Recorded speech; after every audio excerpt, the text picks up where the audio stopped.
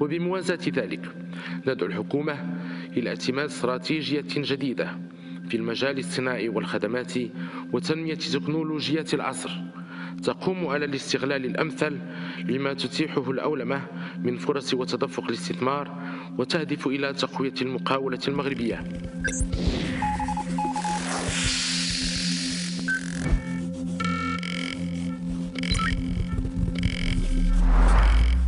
Le projet IGOV d'abord fait partie d'un tout qui est Maroc Numérique 2013, et Maroc Numérique 2013 est piloté par le Conseil national des technologies de l'information et de l'économie numérique qui est présidé par le Premier ministre, dans lequel siègent plusieurs ministres. À l'intérieur de ce conseil, nous avons décidé de créer un comité qui s'appelle le CIGOV, le comité interministériel pour le e-gouvernement, que je préside. Le CIGOV joue un rôle primordial et je dirais critique dans la réussite du projet e-gouvernement. Nous avons défini tous ensemble qu'il y a 89 services qu'on voudrait avoir disponibles à horizon 2013.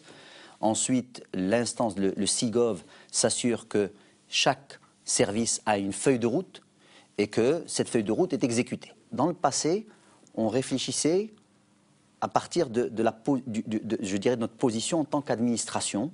Là, on a pris du recul et on s'est mis à la place de l'usager, on s'est mis à la place des entreprises, à la place des citoyens, pour comprendre quels sont les services dont ils auraient le plus besoin, mais aussi pour comprendre quels sont les moyens de consommation de ces services.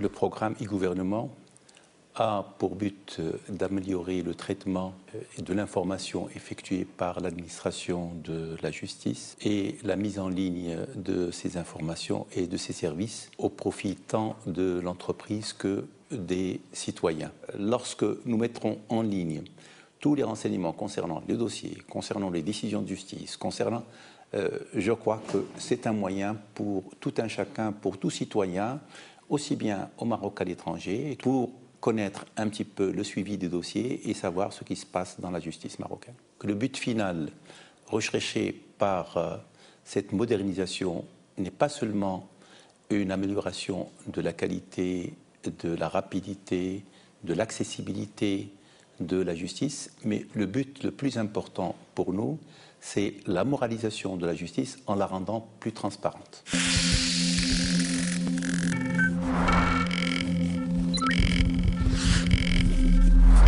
Le ministère de l'Intérieur participe dans le cadre de cette nouvelle stratégie e-Gov par un bouquet de services dont deux phares qui sont classés aujourd'hui dans la catégorie must-have, qui sont le projet d'état civil. Le deuxième projet avec lequel le ministère de l'Intérieur participe dans le cadre de stratégie, c'est le passeport biométrique dont le Maroc peut être fier aujourd'hui puisque nous sommes rentrés dans le cercle très réduit des pays qui disposent aujourd'hui d'un passeport biométrique électronique conforme aux standards internationaux. Le ministère de l'Intérieur prépare d'ores et déjà l'acte 2 de la stratégie e-Gov, puisque le ministère de l'Intérieur, dans le cadre de son rôle d'accompagnement technique pour les collectivités locales, est en train de réaliser une étude de cadrage à la fois technique mais aussi financière pour la mise en place d'une plateforme de services informatiques mutualisés pour les collectivités locales.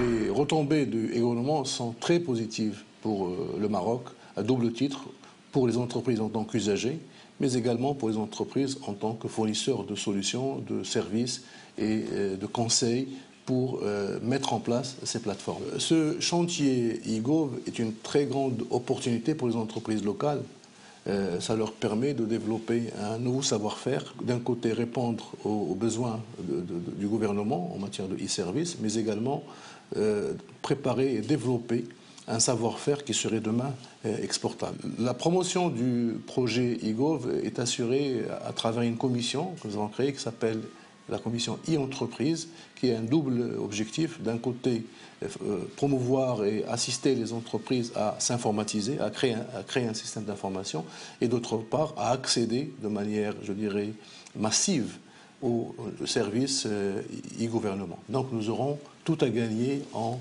favorisant et en accélérant la mise en place de ces services online.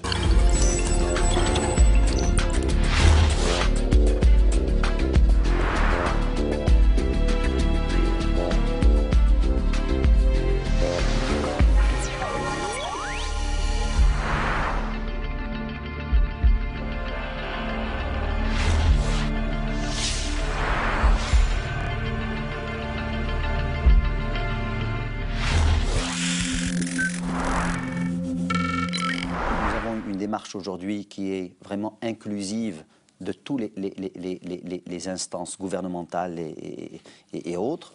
Nous nous sommes assurés que cette gouvernance allait nous permettre de mesurer l'avancement, de définir les projets, de mesurer l'avancement des projets. Et le troisième point, c'est que nous avons sécurisé, avec le ministère des Finances, une enveloppe budgétaire globale de plus de 2,2 milliards de dirhams, qui est l'enveloppe qui va être consacrée à ces 89 services que nous avons définis. La réussite ou l'échec du programme e-gouvernement sera la réussite ou l'échec de tout le gouvernement. Il n'y a pas un seul ministère qui est responsable du e-gouvernement. Ce n'est pas le ministère du Commerce, de l'Industrie et des Nouvelles Technologies qui est responsable du e-gouvernement. C'est l'ensemble des partenaires gouvernementaux qui sont responsables de ce e-gouvernement. Et je crois que tout le monde a compris, je dirais, l'enjeu, que tout le monde aujourd'hui est mobilisé. Et donc, l'un des facteurs clés de succès, c'est de garder cette mobilisation de tous les acteurs.